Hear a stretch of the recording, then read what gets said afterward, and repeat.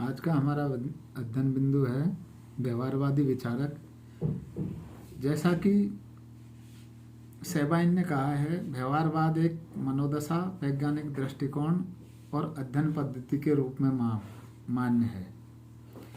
यह एक व्यवस्थित दृष्टिकोण है और इस दृष्टिकोण का विकास कोई एक दिन में नहीं हुआ है, बल्कि एक लंबी प्रक्रिया के तहत हुआ है।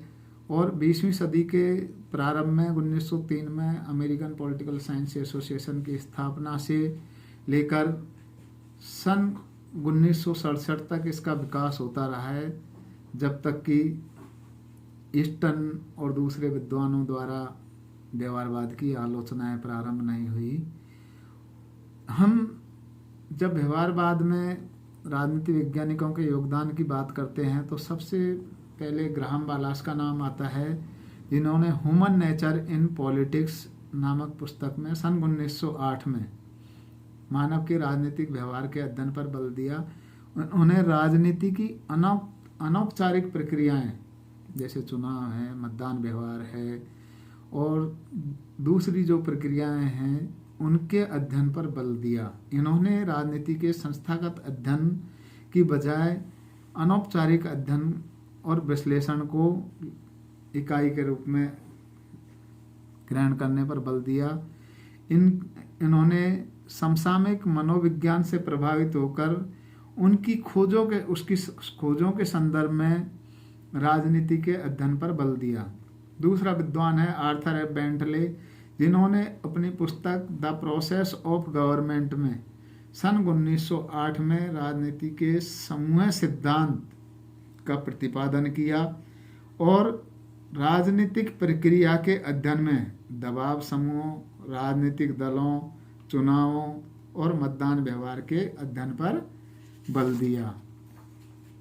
फिर आता है नाम व्यवहारवाद के बौद्धिक पिता चार्ल्स ई मैरियम का।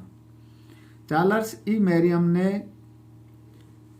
अपनी पुस्तक न्यू एस्पेक्ट्स ऑफ पॉलिटिक्स में राजनीति विज्ञान के अंतः अनुशासनात्मक अध्ययन पर बल दिया और राजनीति के वैज्ञानिक चरित्र पर प्रकाश डाला। इन्होंने अमेरिका में शिकागो स्कूल की स्थापना की और सन 1925 में अमेरिकी राजनीति विज्ञान परिषद के अध्यक्षीय भाषण में कहा था कि जांच का एकमात्र विषय राजनीतिक व्यवहार है, political behaviour as one of the essential object of inquiry. यानी राजनीति के अध्ययन का जो एकमात्र विषय जिस पर सर्वाधिक बल दिया जा सकता है वो है मानव का व्यवहार। लेकिन हम ये भी देखते हैं कि चार्ल्स ई मैरियम ने राजनीति में वैज्ञानिकता और अंत अनुशासनात्मकता के साथ साथ लोकतंत्र की भी वकालत की। ये मानते थे कि लोकतंत्र विश्व की सर्वाधिक अच्छी व्यवस्था है, सबसे अच्छी व्यवस्था है और इसे बनाए रखना चाहिए। सन 1927 में जी कैटलिन, इन्होंने अपनी पुस्तक science and methods of politics में मूल्य मुक्त विशुद्ध विज्ञान की बात कही, वैल्यू फ्री पूरे पॉलिटिकल साइंस की कल्पना की और इन्होंने माना कि राजनीति विज्ञान शक्ति का विज्ञान है, राजनीति शक्ति का विज्ञान है, politics as a science of power है। फिर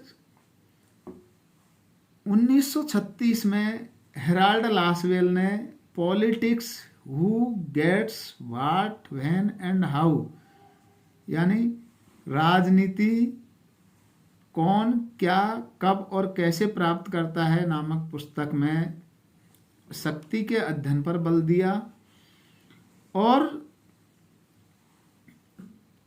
इन्होंने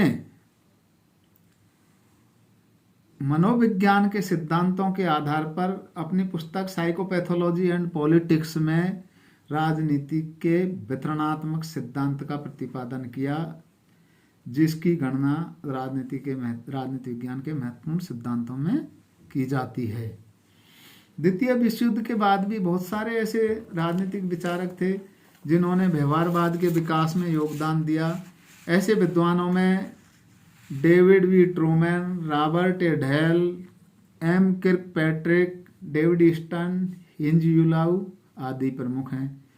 तुलनात्मक राजनीति में Gabriel Almond, Coleman, Powell, Sidney बरुआ, लूसियन डब्ल्यू पाई आदि विद्वानों ने राजनीति विज्ञान में व्यवहारवादी अध्ययन पर बल दिया है। इसी तरह बीओकी जूनियर ने इलेक्शन स्टडीज ऑफ अमेरिका यानी अमेरिका में चुनावों का अध्ययन प्रारंभ किया और राजनीति विज्ञान में चुनावों के अध्ययन की शुरुआत इन्हीं से मानी जाती है। इस तरह से राजनीति विज्ञान के व्यवहारवादी दृष्टिकोण के विकास में बहुत सारे विद्वानों का योगदान है और भी बहुत सारे विद्वान हैं जो आज भी व्यवहारिक और आनुभविक अध्ययन कर रहे हैं और व्यवहारवाद के विकास में योगदान दे रहे हैं। हालांकि 1969 में उत्तर व्यवहारवाद आ गया है, लेकिन इसका मतलब यह नहीं है कि व्यवहारवाद खत्म हो गया है। अभी भी समानांतर स्टडीज जारी हैं जिसमें व्यवहारवादी, उत्तर व्यवहारवादी, परंपरावादी सब तरह की स्टडीज निरंतर रूप से हो रही है। धन्यवाद।